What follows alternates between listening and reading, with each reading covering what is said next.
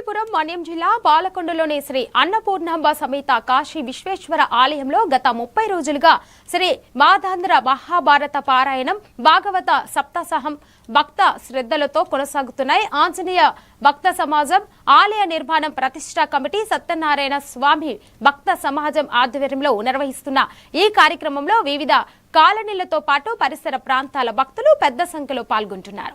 భక్తులు అధిక సంఖ్యలో హాజరై కార్యక్రమాన్ని విజయవంతం చేయాలని నిర్వాహకులు కోరారు.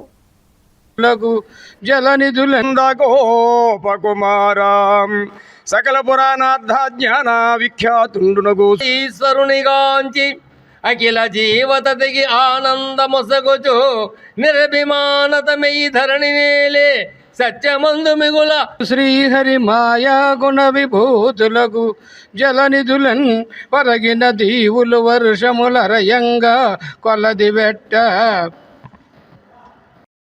గురుభ్యో నమః. హరి ఓం. శ్రీ మహాగణాధిపతికే నమః.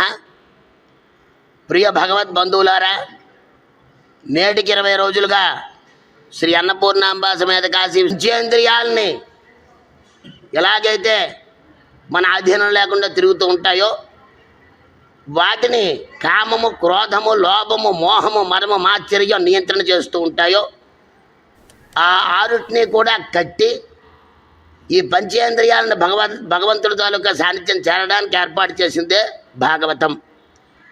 భక్తితో కూడినటువంటి జ్ఞానము, జ్ఞానంతో కూడేటువంటి వైరాగ్యము, దాంతో కూడేటువంటి తత్తులో మరొకటి లేదు. ఎవరైనా సరే ఈ కాళ్ళు, చేతులు, నోరు, ముక్కు వాసనతో ఉండేటువంటి శరీరాన్ని విశేషంగా దేవుణ్ణి చేర్చుకోవాలి అంటే భాగవతము తప్ప వేరే దారి లేదు. దీని పెద్దలు చెప్పారు, కాలక్షేపేణ న కర్తవ్యం క్షీణమాయుర్దినే